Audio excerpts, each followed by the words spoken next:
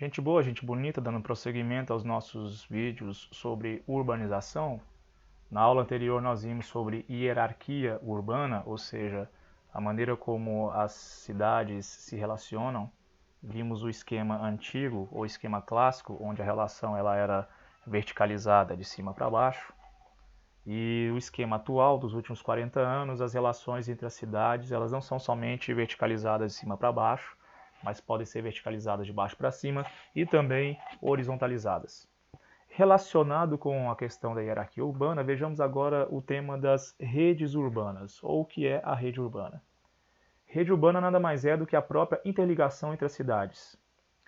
E as interligações dependem, aliás, as interligações elas se referem a trocas de mercadorias, capitais e informações, tudo isso sendo levado pelas pessoas que ficam transitando constantemente entre as cidades, independente da sua categoria, independente da sua classificação na rede urbana.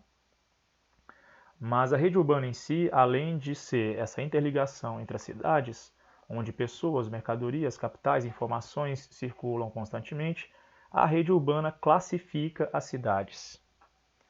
Aquela hierarquização que nós vimos na aula anterior, ela vai fazer mais sentido agora quando nós vemos como a rede urbana classifica as cidades de acordo com a sua grandeza, com o seu grau de importância e com o seu alcance ou a sua forma de atuação, tanto internacional como nacional, regional e localmente. Então temos as cidades globais, que também podem ser chamadas de metrópoles globais, que são cidades que extravasam de influência as fronteiras do seu país. São Paulo é uma metrópole global, uma cidade global. Ela influencia, na pior das hipóteses, a América do Sul e disputa com o México e Buenos Aires a influência na questão latino-americana. Outras cidades de outros continentes, como Nova York nos Estados Unidos, Los Angeles também nos Estados Unidos. Na Europa tem várias cidades globais, uma delas é Londres, temos também Paris, Berlim. Na Ásia temos Tóquio, no Japão, temos Pequim, na China. São grandes cidades, são cidades globais que influenciam não somente as suas fronteiras internas, mas a sua influência extravasa as suas fronteiras, influenciando países e até mesmo regiões continentais inteiras próximas. Abaixo nós temos as metrópoles nacionais, que influenciam tudo que esteja dentro da fronteira interna de um país. Nós veremos daqui a pouco as metrópoles nacionais por excelência. São Paulo é uma delas, além de ser uma metrópole global, cidade global, ela também é uma metrópole regional. Desculpa, uma metrópole nacional. Metrópole nacional, desculpe. Mas também temos outras metrópoles nacionais, como Rio de Janeiro e Brasília. Veremos as características delas. Temos as metrópoles regionais, ou simplesmente metrópoles. São grandes cidades que influenciam as fronteiras de seus estados e a sua influência extravasa as fronteiras de seus estados, chegando a outros estados, inclusive a outras regiões do Brasil. Goiânia nós veremos que é uma delas. Temos os centros regionais, existem 3 tipos de centros regionais, A, B e C, veremos as características deles, e as outras cidades que estão, digamos, na parte de baixo da rede urbana. Vejamos o esquema adiante para ficar mais evidente e melhor para visualizar.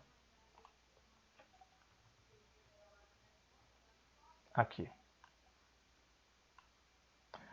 Eu espero que o mapa esteja de qualidade razoável para que vocês consigam acompanhar comigo a análise dele. Esses hexágonos vermelhos maiores, os 2 maiores, são as grandes metrópoles nacionais.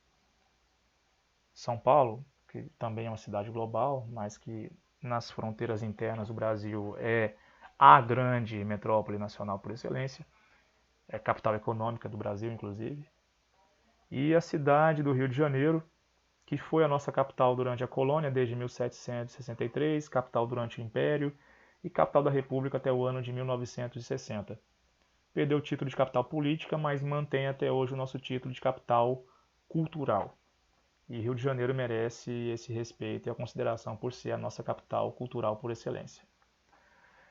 Então essas são as 2 grandes metrópoles nacionais. Temos Brasília, que também é uma metrópole nacional. não tem a mesma visibilidade que São Paulo e Rio, mas dentro das fronteiras internas do Brasil, todos os caminhos também convergem a Brasília, porque Brasília é a sede do governo federal, do Executivo Federal, é a sede do Legislativo Federal, no caso Câmara dos Deputados e Senado, e também é a sede dos tribunais superiores e do Supremo Tribunal Federal ou da nossa Suprema Corte. E o grosso da burocracia estatal a nível federal está também em Brasília, que é a sede e capital administrativa da Federação Brasileira.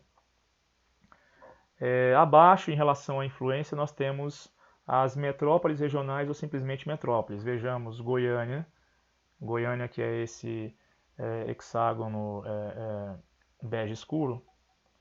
Goiânia influencia todo o estado de Goiás, por uma questão lógica, mas a sua influência extravasa as fronteiras estaduais, chegando a estados de outras regiões, como todo o Tocantins, de um jeito ou de outro, pelo sistema da rede urbana, é influenciado por Goiânia, e também até mesmo porções do oeste da Bahia recebem influência de Goiânia, pelo fluxo de pessoas, mercadorias, serviços e capital que vão de um ponto a outro. Inclusive pela própria rede urbana de Goiânia, que é extensa, chega-se até as zonas interiores do sul do Maranhão, o que ajuda a explicar porque muitos maranhenses, principalmente da porção sul do estado do Maranhão, que é a parte mais pobre, é a parte de economia menos dinâmica, muitos maranhenses do interior do Maranhão venham ao estado de Goiás, sem saber influenciados pela rede urbana de Goiânia, que chega até porções da região norte e nordeste do nosso país. Manaus também é uma metrópole regional, simplesmente metrópole, ela influencia toda a região norte do Brasil, disputa em relação à importância com Belém, que também é uma metrópole regional, influencia tanto a região norte quanto porções de estados de outras regiões do Brasil, de acordo com a extensão da sua rede urbana. Temos também as capitais regionais, vejamos pelo menos um exemplo, a capital regional A, Cuiabá, capital do Mato Grosso, que fica na porção sul do Mato Grosso, é uma capital regional A. Ela está na rede urbana de São Paulo, por exemplo, mas Cuiabá, na sua rede urbana própria, ela se estende somente dentro do estado do Mato Grosso. E as outras cidades, no caso capital regional B, capital regional C, os centros subregionais e os centros de zona, a diferença entre eles é quanto mais importante, maior a sua área de extensão, como por exemplo, as capitais regionais B, elas pegam porções do interior dos estados, e as capitais regionais C, elas pegam áreas menores dos interiores dos estados. Subordinados às capitais regionais A, B e C, nós temos os centros de zona, que são cidades do interior importantes, porém de menor peso que as capitais regionais. E temos também os centros de zona, que são pequenas cidades que sofrem influência da rede urbana das cidades na hierarquia e na própria rede urbana que estão acima delas. Então perceba que quanto mais importante é a cidade, maior é a sua extensão, maior é a sua rede urbana, quanto menor é a cidade, não em relação a aspectos físicos, mas em aspectos populacionais, econômicos e políticos, menor inclusive vai ser a sua rede urbana, menor inclusive vai ser a sua influência. Pois bem, espero que esse vídeo tenha sido útil, relativamente claro, na melhor das hipóteses. Na próxima aula continuamos com novos temas. Até mais!